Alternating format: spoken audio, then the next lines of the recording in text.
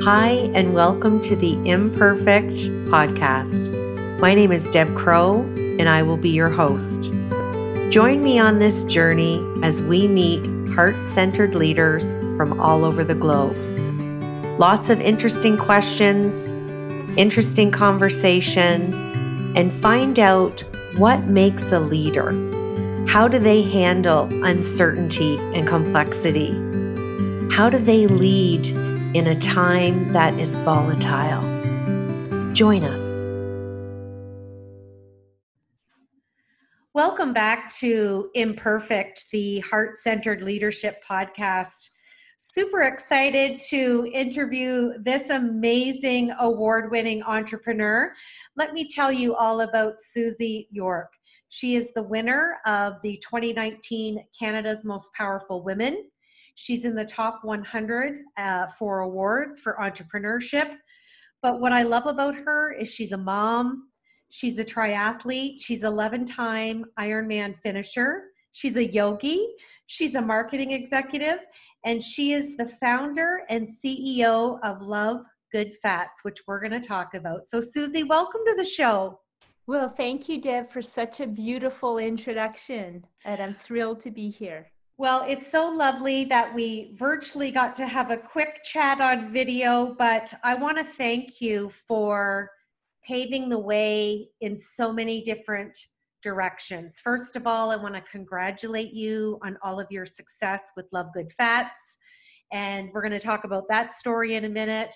But I want to thank you for your collegial support, your women empowerment, and I truly, from the bottom of my heart, see you as a heart-centered leader. Oh, that's so nice to hear. I know that you are on a mission to spread the word that fat is back and sugar is out. And I can attest to your slogan that your bars are ridiculously delicious.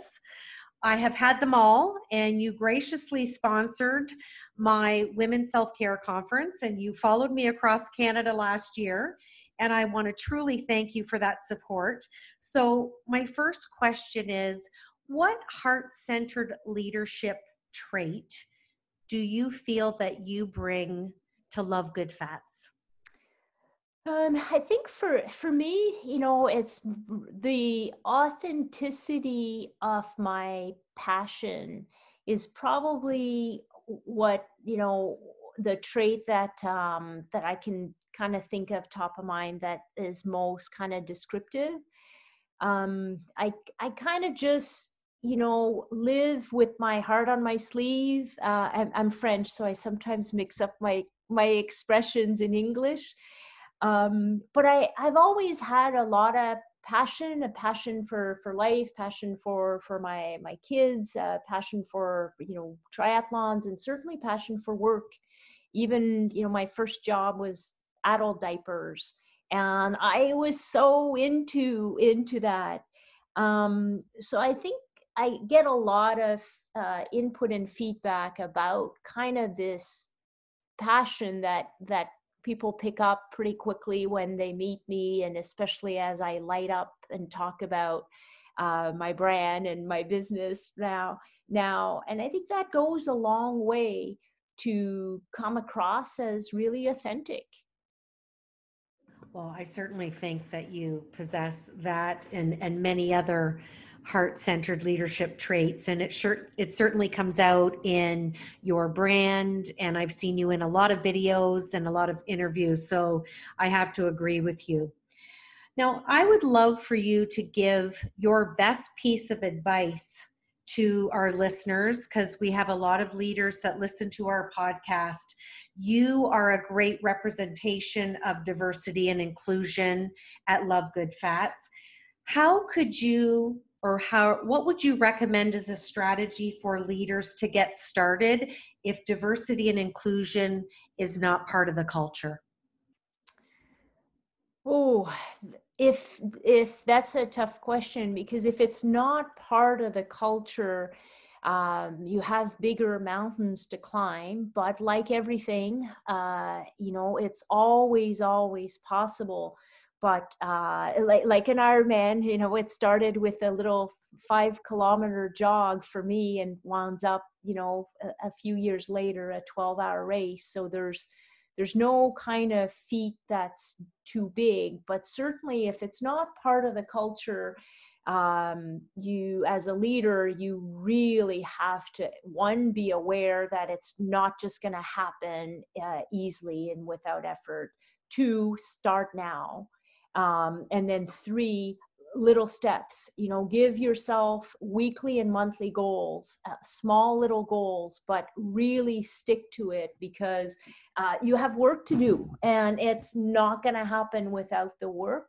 So I would give those three pieces of advice and encourage every leader to make it a really high priority if it's not part of the culture. Well, and I think you hit two good points there. And again, two more facets of kind of core leadership skills needed in that heart-centered leadership, which is patience and empathy. And, you know, the old cliche, Rome wasn't built in a day. So I think it's something that's unfolding quite nicely. And I wanted to ask you, what are you doing this month as a company? It's Pride Month. What is special that Love Good Fats is doing? Well, we Love Good Fats has done so much in Pride Month. So essentially, 11 months ago, right after Pride Month last year, I set a big, bold, brave goal for the company. I really wanted us to be able to step up and make a difference across Canada to celebrate diversity and love, and basically love. And at that point, I kind of challenged ourselves and the team to come up with, you know, how can a small little startup, we're just over 2 years old, make a difference across Canada? And we came up with this big idea to have a multifaceted event that we would engage retailers and customers across Canada. And we called it Love is Love. And we came up with a Pride limited time edition variety pack. So I sometimes call it our diversity pack, which has 6 different bars. And we went to every large retailer in Canada and showed them, you know, the pictures and the mock-ups and said, will you support us? We're gonna donate $50,000 to charity. So every variety pack we sell, $1 goes to the Rainbow Railroad LGBT charity. And everyone said yes, and they said yes, you know, right away. The vision was to have, you know, thousands of stores across Canada with our beautiful Pride displays and the rainbow in front of the stores everywhere. Because I was walking around in Toronto, and there's some, you know, the banks and the LCBO celebrated Pride with some flags and events, but not, you know, not enough from a retailer perspective. And I said, well, we have a brand that retailers love, and, you know, I want to find an excuse to celebrate diversity and love in every store. And it's been tremendous. The support we've had from the Canadian retailers has been absolutely outstanding, and I cannot be more grateful. We're raising over 50,000, and we're going to be, you know, sponsoring Rainbow Railroad and have, you know, four kind of high risk LGBT individuals from around the world, that their lives will be saved, and they'll get to be part of the program and come to a safe haven here in Canada.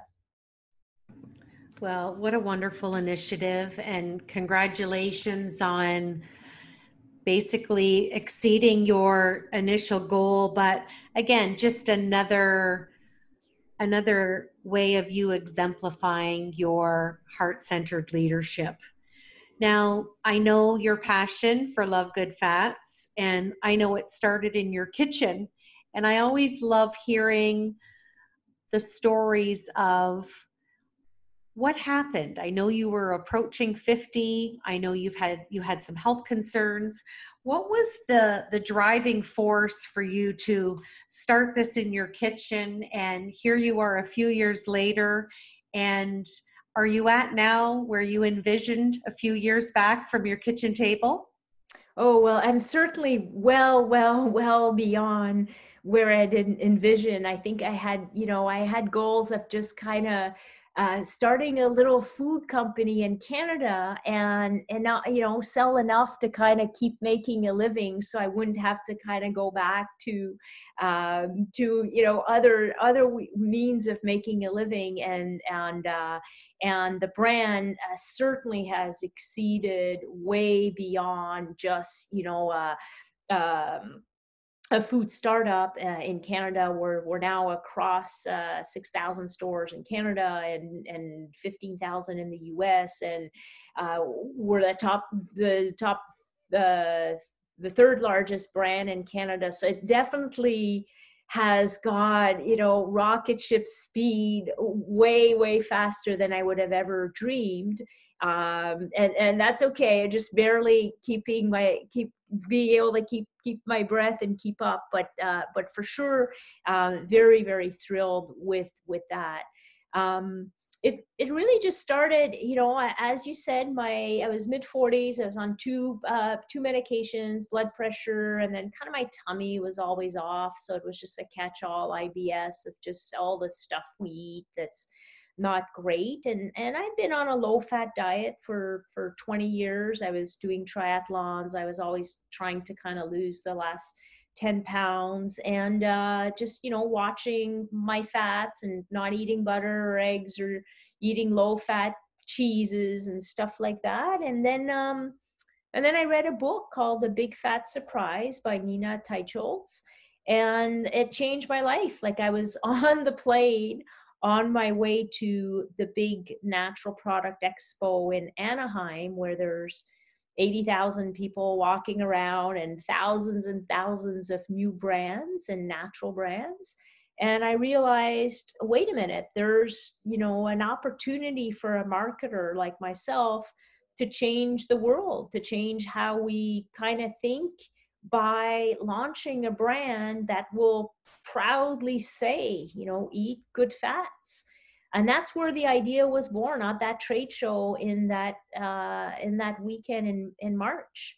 And then from then, it's just, the pretty classic startup story where you have a PowerPoint that's 3 pages, and then it gets to 20 pages, and then you take the big bold step of getting a little board of directors and saying, I'm going to raise some money because I'm my formulas are getting better and better, and now I need to do some products, that we can sell, that we can commercialize, and find a great co-packer. And Whole Foods wanted the bars, and Loblaws wanted the bars. So it really went rocket speed from then on. It's such a great story, and it leads into my next question for you, because there's lots of young people and people of all ages that aspire to really carry out that dream and live that dream, much like you have done, and exceeded it. What advice would you give to someone who's maybe got an idea and thinking, I can't do it. I don't know how to do it. I don't know even how to start. What heart-centered leadership guidance would you give to someone? Oh, for sure. I would say, first start, and second, ask for help. I was a VP of marketing for my last and a CMO for my last 10 years while I was in a corporate role. And, I was doing a little bit of networking. I had some contacts on LinkedIn. I maybe had 400.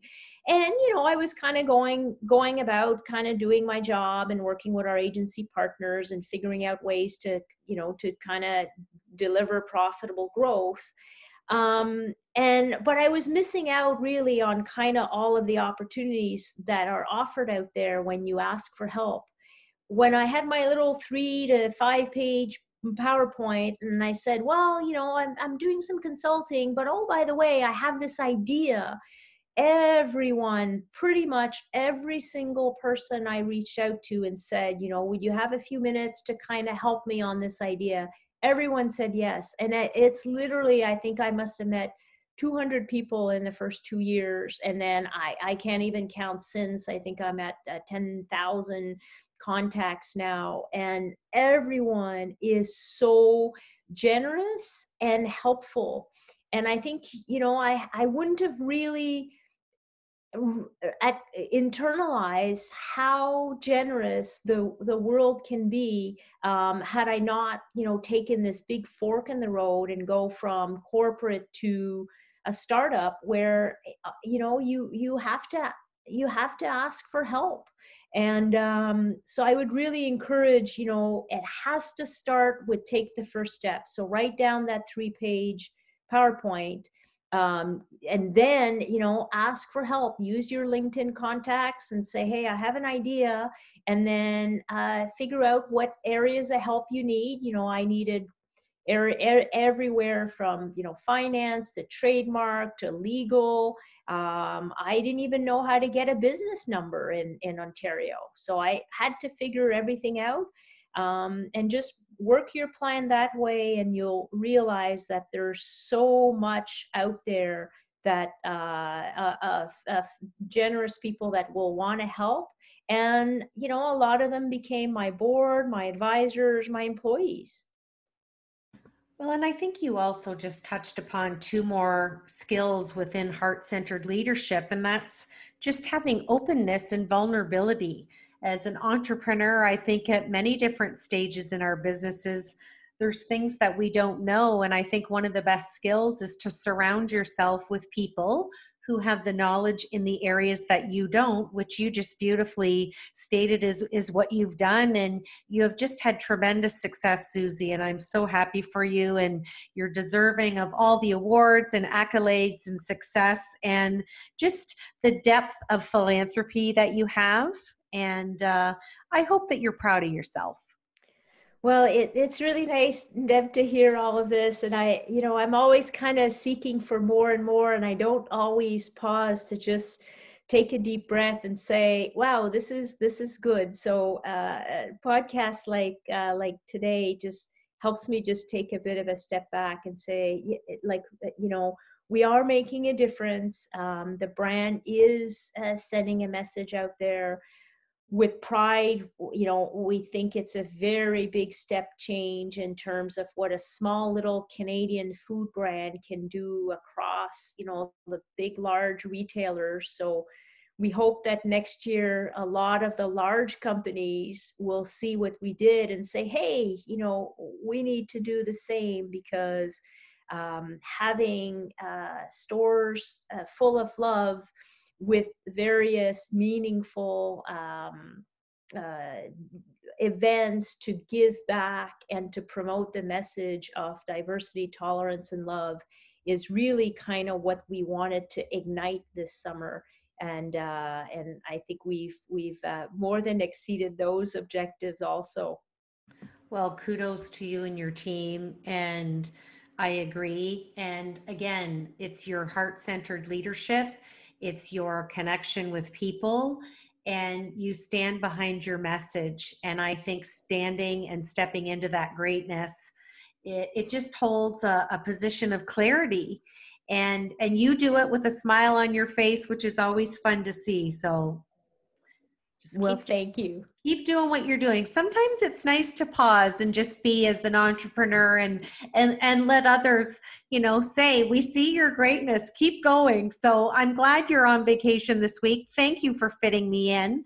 I want to end the podcast with what I call the Fab Four. And these are just 4 fun questions. You don't have to think. It's whatever's on the top of Susie's mind. So my first question is, what makes Susie curious? Oh, so many things make me curious. I can tell you that anything that I don't know the answer, immediately I get so curious to figure out whether, I'm an engineer, so whether it's how something works or why someone responds in a way they respond. I will, immediately have that little curiosity and try to figure out why, and then I'm known to get quite excited when I find out the whys. I get nearly more excited about kind of getting an answer and solving a problem or a puzzle than anything else. So curiosity definitely keeps me going. I think every entrepreneur is curious. I think it's part of our intentional thinking and our vivid visionary. So I can allude I'm the same as you are. My second question for you is, what do you want your legacy to be?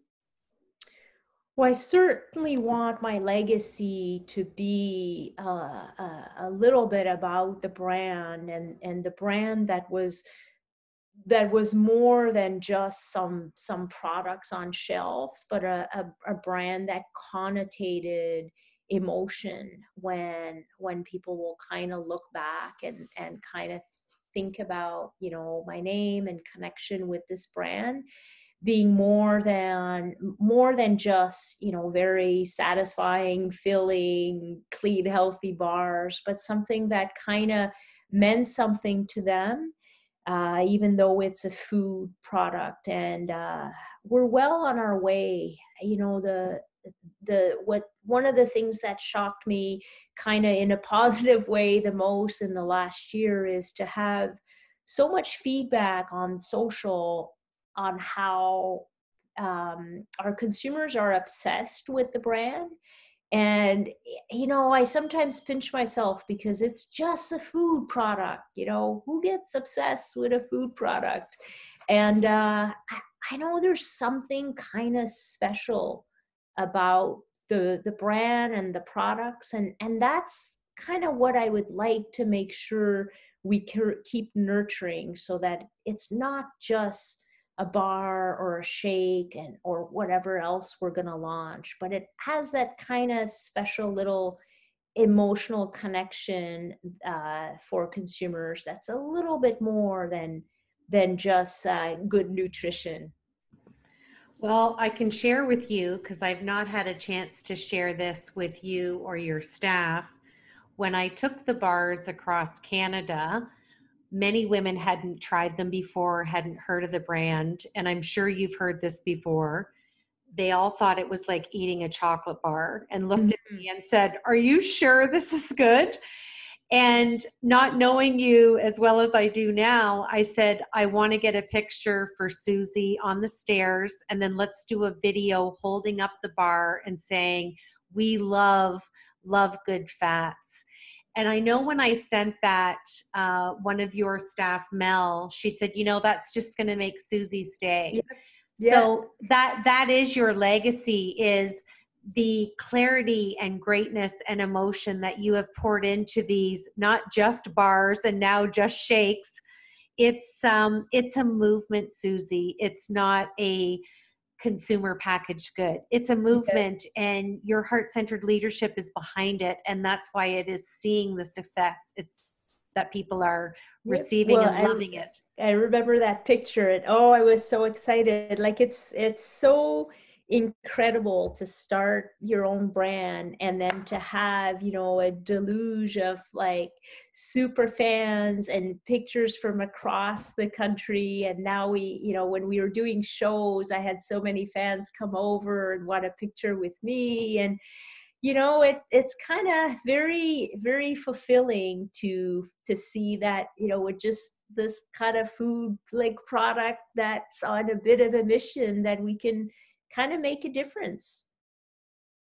Well, I don't think you kind of are making a difference. I think you're well on your way of paving a new direction for marketing around consumer packaged goods. And I think the connection to you as a woman and everything that you stand for. And like I said, every picture I see, you are smiling ear to ear, and it definitely demonstrates that you're happy, and I think you're in the right place and doing the right thing.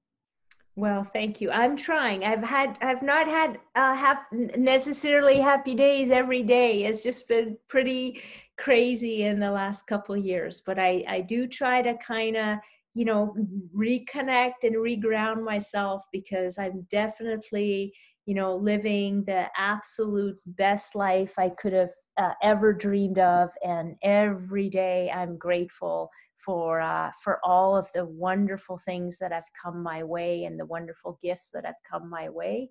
I do not take anything for granted. Well, I'm going to end with my last question. Who is your favorite leader? They could be living or have passed, and why? I think right now, top of mind, Elon Musk is definitely someone I admire. He, in particular, because of the grandioseness of the transformation that he's doing. He's running multiple companies, and each of them are paradigm shifting the industries he's in.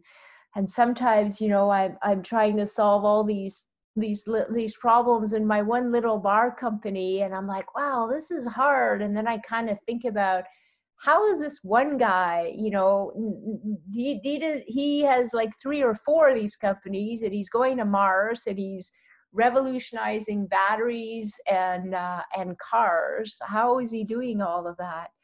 But I think I also like the specialness of what he's doing is he had like big dreams of transformation and not just kind of evolving what was kind of static industries, and he just went for it. And I think initially there was a lot of pushback that you can't kind of think that way or do that, and now we're all kind of seeing a few years later that the impossible is possible. And so I'm reading his book now to kind of go back to his humble beginnings and see what I can pick up from that type of game changing in industries that are pretty exciting. Yes, he's definitely an entrepreneur to watch, and I would probably put him in the same category as Richard Branson. I find them very similar and just willing to go for anything and try it and be heart-centered, although not everyone would agree with me, Mm-hmm. but you just not having that fear and being open to try. Mm-hmm. Yes, quite fearless. But he's also, he's if you see a few of his interviews, he's very sensitive, and he certainly takes to heart the feedback, and kind of wants wants everyone to kind of have the same vision and that he has, and kind of takes it to heart when some of his kind of super fans are not necessarily kind of buying into where he's going. And he's come across as very human on that sense, but certainly pushing ahead on his mission to kind of make a big change in this world. No, I fully agree. Well, again, thank you for spending time with me today and letting me interrupt your vacation. And I know you're a very busy lady, and really excited to continue to watch you on your journey, and wishing you all the best. Well, perfect. Thank you so much, Deb. I feel privileged to be on your podcast and excited that we got to connect. I'm gonna say goodbye to you in my favorite French that I learned, in one of my favorite ways to say goodbye in French, and I will say au revoir à la prochaine, until we meet again. Au revoir à la prochaine.